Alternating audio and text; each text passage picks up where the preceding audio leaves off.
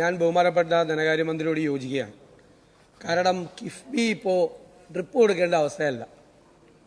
കാരണം വെന്റിലേറ്ററിലാണ്. എപ്പോഴാണ് വെന്റിലേറ്റർ ഊരേണ്ടതെന്ന് ബന്ധുക്കളോട് ഡോക്ടർമാർ ചോദിക്കേണ്ട അവസ്ഥയിലാണ്. അല്ല, നിങ്ങൾ ബഹളം ഉണ്ടാക്കണ്ട. ഇത് നമ്മുടെ സംസ്ഥാനത്തെ ബാധിക്കുന്ന ഒരു പ്രധാനപ്പെട്ട വിഷയമാണ്. നിങ്ങൾ റോജി എം ജോൺ സംസാരിച്ചുകൊണ്ടിരുന്ന സമയത്ത് അങ്കമാലിയിൽ എത്ര കിട്ടി, പറവൂർ എത്ര കിട്ടി, അവിടെ എത്ര കിട്ടിയെന്ന് ചോദിക്കുക. ഈ പണം എന്ന് പറയുന്നത്, കിഫ്ബിയുടെ പണം എന്ന് പറയുന്നത് നിങ്ങളുടെ ആരുടെ തറവാട്ട് സ്വത്ത് വിറ്റ് ബാങ്കിൽ ഇട്ടിരിക്കുന്ന പണമല്ല. ഇതിന്റെ കോർപ്പസ് എന്ന് പറയുന്നത്, സർ, ഇതിന്റെ കോർപ്പസ് എന്ന് പറയുന്നത് എന്താണ്? മോട്ടോർ വെഹിക്കിൾ ടാക്സിന്റെ പകുതി, പെട്രോളിയം സെസ്. സർ, അങ്കമാലിയിലും പറവൂരിലും കൊട്ടാരക്കരയിലും ധർമ്മടത്തും എല്ലാം ഉള്ള ജനങ്ങൾ കൊടുക്കുന്ന മോട്ടോർ വെഹിക്കിൾ ടാക്സും ഞങ്ങളുടെ വോട്ടർമാർ കൊടുക്കുന്ന പെട്രോളിയം സെസ്സുമാണ് ഈ പണം. അത് ഏത് രീതിയിൽ ചെലവാക്കിയാലും ഏത് പദ്ധതി കൊണ്ടുവന്നാലും അത് ഞങ്ങൾക്കെല്ലാം അവകാശപ്പെട്ടാണ്. അല്ലാതെ പ്രതിപക്ഷ അംഗങ്ങളുടെ മണ്ഡലത്തിൽ കൂടുതൽ ചെലവാക്കി പണം കൊടുത്തു എന്ന് പറയുന്നത് ഒരു തെറ്റായ ഒരു സമീപനമാണ്. അതൊരിക്കലും ആവർത്തിക്കാൻ പാടില്ല ഈ സഭയിൽ. സർ, ഇതിന്റെ പ്രോബ്ലം ഇവിടെ എന്താണ് ഞങ്ങൾ പറഞ്ഞത്? ഇത് ഒച്ചിഴയുന്ന വേഗതയിലാണ് ഇത് പോകുന്നത്. ഇത് ഡിക്ലെയർ ചെയ്ത് എന്താണ്? 5 കൊല്ലക്കാലത്തേക്ക് 50,000 കോടി രൂപയുടെ പദ്ധതി പ്രഖ്യാപിച്ചു. 65,000 കോടിയുടെ പ്രഖ്യാപിച്ചു. അതാണ് റോജി എം ജോണൂടെ പറഞ്ഞത് 10,000 കോടി രൂപയുടെ നടത്തും. ഇപ്പൊ 8 കൊല്ലം കഴിഞ്ഞപ്പോ ഇപ്പൊ ആകെ പൂർത്തിയായിരിക്കുന്ന പദ്ധതികൾ എന്ന് പറയുന്നത് 18,000 കോടി രൂപയുടെ പദ്ധതികളാണ്. പദ്ധതികൾ മൂവ് ചെയ്യുന്നില്ല. ഇവിടെ അസംബ്ലിയിൽ തന്ന കണക്കാണ്. ബഹുമാനപ്പെട്ട ധനകാര്യമന്ത്രി അസംബ്ലിയിൽ തന്ന ഉത്തരമാണ് ഞാൻ പറയുന്നത്, അതാണ് വായിക്കുന്നത്. സർ, പദ്ധതികൾ മൂവ് ചെയ്യുന്നില്ല. എന്തുകൊണ്ടാണ് മൂവ് ചെയ്യാത്തത്? ഇതിന്റെ ഒരു എക്കണോമിക് മോഡൽ എന്ന് പറഞ്ഞുകൊണ്ട് ഇത് അവതരിപ്പിച്ചത് ആദ്യത്തെ ഒരു കോർപ്പസ് ആണ്, മോട്ടോർ വെഹിക്കിൾ ഫണ്ടും പെട്രോളിയം സെസ്. സർ, അത് കൺസോളിഡേറ്റഡ് ഫണ്ടിൽ നിന്ന് എടുക്കുന്ന തുകയാണ്. ആ തുക എടുത്തില്ലായിരുന്നെങ്കിൽ ഇപ്പോൾ PWDക്ക് കൊടുത്തിരിക്കുന്ന തുകയിൽ ഒരു 1000 കോടി രൂപ കൂടുതൽ വയ്ക്കാം, ഇറിഗേഷന് 500 കോടി കൂടുതൽ വയ്ക്കാം, ബാക്കിയുള്ള വകുപ്പുകൾക്ക് നിർമ്മാണ പ്രവർത്തനങ്ങൾക്ക് ഈ പണം കൊടുക്കാമായിരുന്നു. ഈ നിർമ്മാണ പ്രവർത്തനങ്ങൾ PWDക്ക് കമ്പാരിറ്റീവ്ലി ബെറ്റർ ആയിട്ടുള്ള ഒരു സിസ്റ്റമുള്ള സംസ്ഥാനമാണ് കേരളം. ഇംപ്ലിമെന്റേഷൻ വലിയ കാലതാമസം, വല്ല കോൺട്രാക്ടർമാരൊക്കെ ഇട്ടിട്ട് പോയാൽ മാത്രമാണ് PWDയുടെ വർക്ക് സാധാരണ ഡിലേ വരാറുള്ളത്, വളരെ അപൂർവമായി. പിന്നെ സ്ഥലമെടുപ്പിന്റെ താമസം.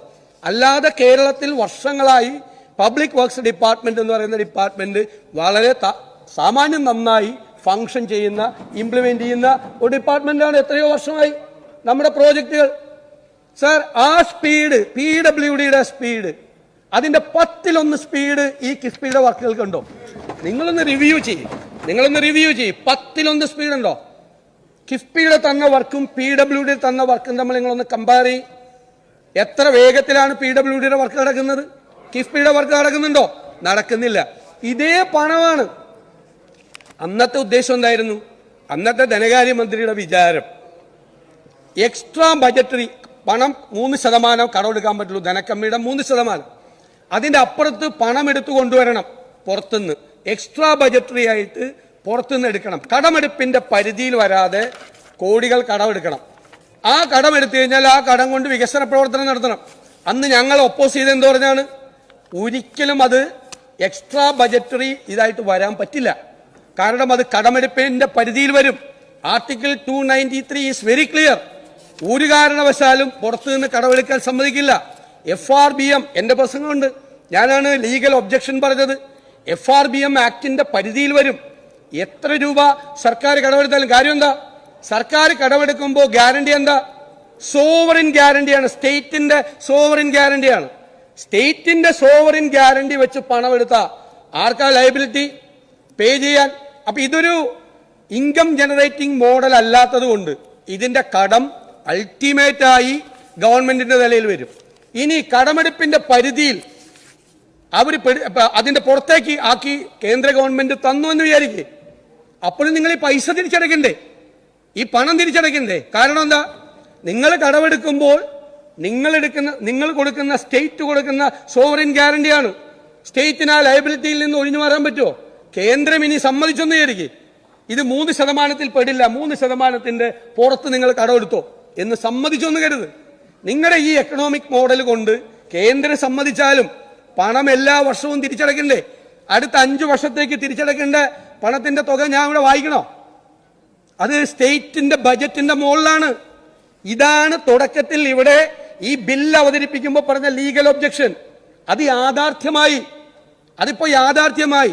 ഇപ്പോ സ്റ്റേറ്റിന്റെ ബജറ്റിന്റെ മീതെ ഒരു പ്രഷറായി കിഫ്ബി നിൽക്കുകയാണ്. നിങ്ങൾക്ക് you have to repay the money. നിങ്ങൾക്ക് വേറെ യാതൊരു ഓപ്ഷനും ഇല്ല. നിങ്ങൾ സ്റ്റേറ്റിന്റെ സോവറിൻ ഗ്യാരണ്ടി കൊടുത്തെടുത്ത പണം നിങ്ങൾ തിരിച്ചടയ്ക്കാൻ നിങ്ങൾക്ക് യാതൊരു ഓപ്ഷനും ഇല്ല. കിഫ്ബി ഇൻകം ജനറേറ്റിംഗ് ആയിട്ട് പണം തിരിച്ചു തരുന്നില്ല. അപ്പൊ നിങ്ങൾക്ക് പണം കൊടുത്തേ പറ്റുള്ളൂ. അപ്പൊ എന്താ വ്യത്യാസം? ഈ പണം നമ്മുടെ കൺസോളിഡേറ്റഡ് ഫണ്ടിൽ കിടന്നിരുന്നുവെങ്കിൽ നിങ്ങൾക്ക് പ്ലാനിൽ അത് അലോക്കേറ്റ് ചെയ്ത് നിങ്ങൾക്ക് വിവിധ വകുപ്പുകളിൽ PWD ഉൾപ്പെടെയുള്ള വകുപ്പുകൾക്ക് കൊടുത്ത് ഈ പറയുന്ന മുഴുവൻ നിർമ്മാണ പ്രവർത്തനങ്ങളും നിങ്ങൾക്ക് നടത്താമായിരുന്നു. നിങ്ങൾ എക്സ്ട്രാ എന്താ ചെയ്തത്? എക്സ്ട്രാ കടമെടുത്തു. അതൊന്നും കടമെടുക്കാം. ഇപ്പോഴും കടമെടുപ്പിന്റെ പരിധിയിൽ വന്നു. അതുകൊണ്ട് ഇതൊരു ഭയങ്കര സംഭവമാണ് എന്ന് വരുത്തി തീർക്കല്ലേ. നിങ്ങൾക്ക് നാഷണൽ ഹൈവേ പണിയാൻ 6000 കോടി രൂപ കൊടുത്തത് നിങ്ങൾ കൺസോളിഡേറ്റഡ് ഫണ്ടിൽ നിന്നല്ലേ കൊടുത്തത്? കിഫ്ബിയുടെ പൈസ ആണെങ്കിലും നിങ്ങൾ കിഫ്ബി ഇല്ലായിരുന്നെങ്കിലും നിങ്ങൾക്ക് 6000 കോടി രൂപ കൊടുക്കാൻ പറ്റില്ലായിരുന്നു. കൊടുക്കാം. എവിടെന്നാ കൊടുത്തത്? ഇതിനാ കൊടുത്തത്. നിങ്ങൾക്ക് അറിയില്ല.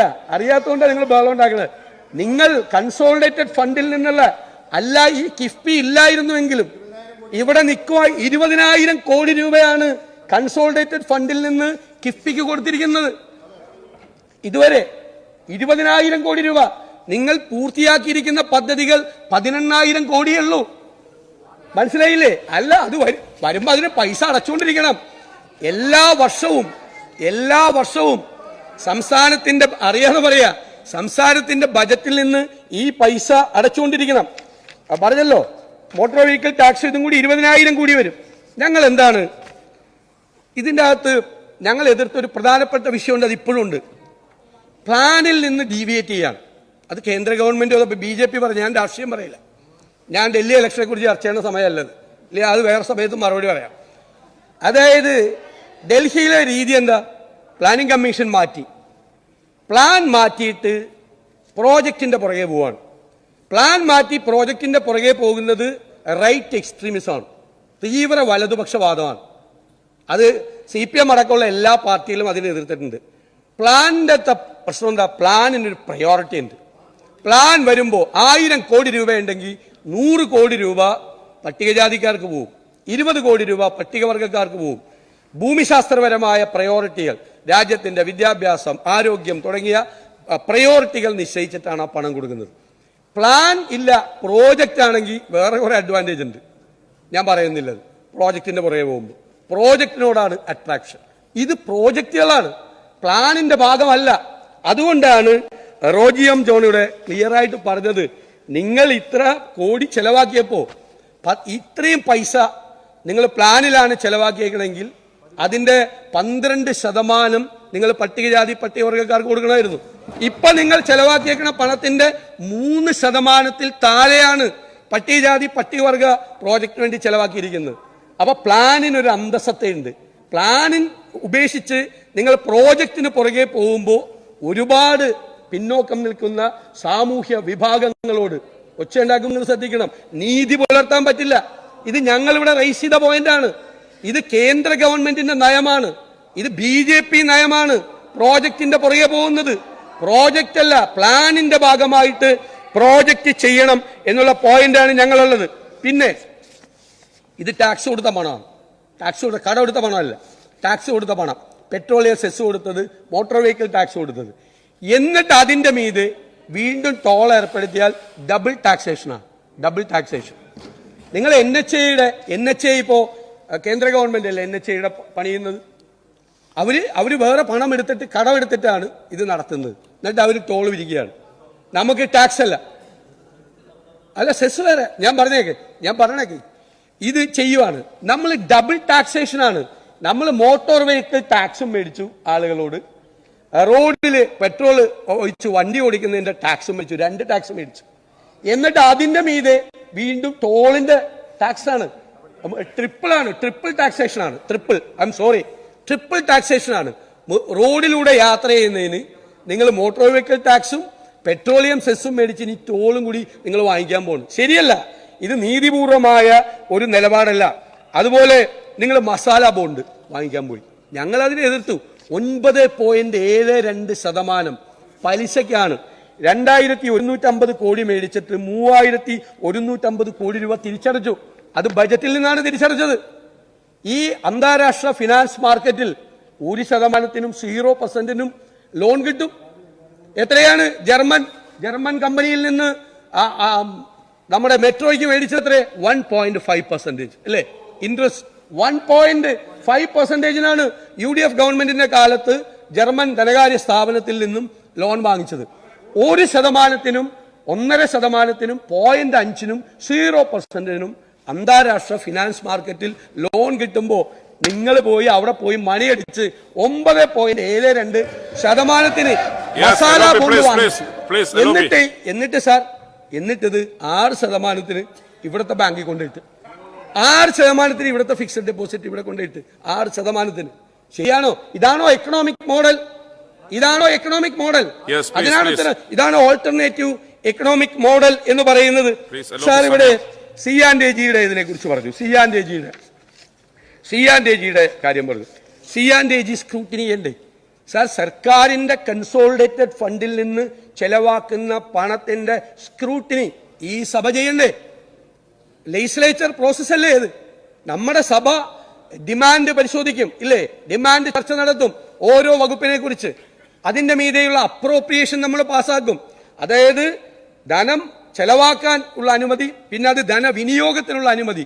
ഈ 2 കോൺസ്റ്റിറ്റ്യൂഷണൽ പ്രോസസ്സ് കഴിഞ്ഞിട്ടാണ് ഓരോ രൂപ ചെലവാക്കുന്നതും തലനാരിഴകീറി പരിശോധിക്കുന്ന സ്ഥലമാണ് ലെജിസ്ലേച്ചർ. അതല്ലേ നമ്മളിപ്പോൾ നടത്തിക്കൊണ്ടിരിക്കുന്ന ഈ ബജറ്റിന്റെ പ്രോസസ് എന്ന് പറയുന്നത്. ഇനി തുടർച്ചയുണ്ടാവുന്ന കോൺസ്റ്റിറ്റ്യൂഷണൽ പ്രോസസ്സാണ്. ഈ കിഫ്ബി എന്ന് പറയുന്നത് സാർ ആ ലെജിസ്ലേച്ചർ പ്രോസസ്സിനെ, ആ കോൺസ്റ്റിറ്റ്യൂഷണൽ ഒബ്ലിഗേഷനെ മനഃപൂർവ്വം അവോയ്ഡ് ചെയ്യാണ്, മാറ്റി നിർത്തുകയാണ്. ഒരു സ്ക്രൂട്ടിനി ഇല്ല. ഇനി അനദർ തിങ്, നമ്മളിവിടെ ചെലവാക്കുന്ന പണം സഭ പാസാക്കി സഭയുടെ അനുമതിയോടുകൂടി ഈ സംസ്ഥാനത്ത് ചെലവാക്കുന്ന പണം controller and auditor general audit ചെയ്യും. കൺസോളിഡേറ്റഡ് ഫണ്ടിൽ നിന്ന് ഭരണഘടനാ പ്രകാരം കൺസോളിഡേറ്റഡ് ഫണ്ടിൽ നിന്ന് ചെലവാക്കുന്ന പണം എത്ര അനുമതിയോടുകൂടി ചെലവാക്കിയാലും അത് C&AG ഓഡിറ്റ് ചെയ്യണം. ഇവിടെ C&AG ഓഡിറ്റ് ചെയ്യാൻ സമ്മതിക്കില്ല കിഫ്ബി. അത് പറ്റില്ല എന്ന് പറയുന്നത്. C&AG പല പ്രാവശ്യം എഴുതി ഇത് ഓഡിറ്റ് ചെയ്യണം. എന്താ C&AG ഓഡിറ്റ് ചെയ്താൽ എന്ത് സംഭവിക്കും? C&AG ഓഡിറ്റ് ഉണ്ട്. ഞങ്ങളൊരു ഓഡിറ്റിംഗ് ഉണ്ടാക്കിയിരുന്നത്. ഇത് നാട്ടിൻപുറത്ത് ഉണ്ടാക്കുന്ന ക്ലബ്ബല്ല. അവിടെ ഓഡിറ്റിംഗ് 2 പേരെ ഓഡിറ്ററായിട്ട് വെച്ചിട്ട് നാട്ടിൻപുറത്തെ ക്ലബില് അല്ല, പ്ലീസ് ലെറ്റ് മീ കംപ്ലീറ്റ്. നാട്ടിൻപുറത്തെ ക്ലബില് 2 ഓഡിറ്റർമാരെ വെച്ചിട്ട് അവിടുത്തെ വരുമാനവും പരിസംഖ്യയും പരിശോധിക്കുന്ന പോലെയല്ല. ഇത് നാട്ടുകാരടയ്ക്കുന്ന നികുതി പണമാണ്. നാട്ടുകാരടയ്ക്കുന്ന നികുതി പണം ഭരണഘടനാപരമായ പരിശോധനകൾക്ക് ഓഡിറ്റിങ്ങിന് വിധേയമാക്കണം. നിങ്ങൾ അതിനെ ഒഴിവാക്കുന്നു മനഃപൂർവ്വം. കാരണം എന്താ? ആ സ്ഥാപനത്തെ ഓഡിറ്റ് ചെയ്താൽ അതൊരു വെള്ളാനയാണ് എന്ന് ബോധ്യപ്പെടും. കാരണം അവിടെ നടക്കുന്നത് മുഴുവൻ ബാക്ക്ഡോർ അപ്പോയിന്റ്മെന്റ്. അവിടെ ആര് തീരുമാനിക്കുന്നു സാർ അവിടുത്തെ സാലറി? ഞാനിപ്പോ വ്യക്തികളെ പരാമർശിച്ച് അവിടുത്തെ സാലറി റേറ്റ് ഒന്നും പറയുന്നില്ല. നിങ്ങൾ ദയവ് ചെയ്ത് ഭരണകക്ഷിയിലിരിക്കുന്ന MLA-മാർ കൂടി ഒന്ന് പരിശോധിക്കണം. നമ്മുടെയൊക്കെ പേരിൽ ഒരു സ്ഥാപനം ഉണ്ടാക്കിയിട്ട് എത്ര ലക്ഷം രൂപ ആണ് അവിടെ ഓരോരുത്തർ ശമ്പളം മേടിക്കുന്നത്. റിട്ടയർ ചെയ്ത് വന്ന് ഓരോ സ്ഥാനത്തിരിക്കുന്ന ഇവിടുത്തെ PWD-യിലെ എക്സ്പീരിയൻസ്ഡായ ചീഫ് എഞ്ചിനീയർമാര് എല്ലാം പരിശോധിക്കുന്ന ഓഡിറ്റ് BSNL-ൽ നിന്ന് റിട്ടയർ ചെയ്ത ആൾ അവിടെ പരിശോധിക്കണം. എന്നിട്ട് എത്ര ലക്ഷം രൂപയാണ് ഈ കിഫ്ബിയിൽ ഇരുന്ന് ഓരോരുത്തർ ശമ്പളം പറ്റുന്നത് എന്ന് നോക്കണം. സംസ്ഥാനത്ത് തന്നെ വിവിധ ഡിപ്പാർട്ട്മെന്റുകളിൽ മെച്ചപ്പെട്ട മെക്കാനിസവും നല്ല ഇംപ്ലിമെന്റിംഗ് ഏജൻസികളും മികച്ച എഞ്ചിനീയറിംഗ് വൈദഗ്ധ്യമുള്ള ആളുകൾ ഒരു വശത്തുള്ളപ്പോൾ അവരെ മുഴുവൻ നോക്കുകുത്തിയാക്കി നിർത്തിക്കൊണ്ട് ഒരു ബദൽ മെക്കാനിസം ഉണ്ടാക്കി ഭരണഘടനാ വിരുദ്ധമായി അത് ചെയ്ത് അത് കുറ്റിച്ചോറാക്കിയ കഥയാണ് ഞങ്ങൾ ഇവിടെ അവതരിപ്പിക്കാൻ ശ്രമിച്ചത്. സാർ, ഇത് വളരെ ഗൗരവത്തോടുകൂടി ഇത് കൈകാര്യം ചെയ്യണം. നിയമപരമായ കാര്യങ്ങളിലേക്ക് ഇത് തിരിച്ചു കൊണ്ടുവരണം. കിഫ്ബി ഇപ്പോൾ സംസ്ഥാനത്തിന് ഒരു ബാധ്യതയായിരിക്കുന്നു, സംസ്ഥാനത്തിന്റെ ബജറ്റിന് ബാധ്യതയായിരിക്കുന്നു. ഇതിന് ആവശ്യമില്ലാത്ത പണം പ്ലാനിൽ നിന്ന് അങ്ങോട്ട് കൊടുക്കുന്നതുകൊണ്ടാണ് വലിയ തുക 50% തുക പ്ലാനിൽ നിന്ന് കട്ട് ചെയ്യേണ്ട ഗതികേടിലേക്ക് വരുന്നത്. ഒന്നും കട്ട് ചെയ്തില്ല എന്ന് പറയുന്ന സർക്കാർ ഉത്തരവുകൾ കയ്യിലുണ്ട്. ഞാൻ വായിച്ച ധനകാര്യമന്ത്രി പറഞ്ഞത് ഞാൻ അതിനൊന്നും സമയം ഉപയോഗിക്കുന്നില്ല. അനാവശ്യമായൊരു കാര്യങ്ങൾക്ക് ഈ വിഷയമല്ലാത്ത മന്ത്രി ഒരുപാട് കാര്യങ്ങൾ പറഞ്ഞു. അതിനൊന്നും ഞാൻ മറുപടി പറയുന്നില്ല. വിഴിഞ്ഞം കാര്യം പറഞ്ഞു, ഡൽഹി തെരഞ്ഞെടുപ്പ് കാര്യം അതൊന്നും പറയില്ല. പക്ഷെ കിഫ്ബിയെ സംബന്ധിച്ച് ഗൗരവത്തോട് കൂടിയിട്ടുള്ള ഒരു മൈൻഡ് ഗവൺമെന്റ് അപ്ലൈ ചെയ്തില്ലെങ്കിൽ ഇത് സംസ്ഥാനത്തിന്റെ ഇപ്പോൾ തന്നെ പരിതാപകരമായ ധനസ്ഥിതി, കൂടുതൽ കടത്തിന്റെ കാണാക്കയങ്ങളിലേക്ക് സംസ്ഥാനം വീണു പോകുന്ന സ്ഥിതി വരും എന്ന് വിനയപൂർവ്വം ഓർമ്മപ്പെടുത്തിക്കൊണ്ട് ഇത് ഇവിടെ ഗൗരവതരമായി ചർച്ച ചെയ്യാത്തതിൽ പ്രതിഷേധിച്ച് ഞാനും എന്റെ പാർട്ടിയും വോക്കൌട്ട് ചെയ്യും.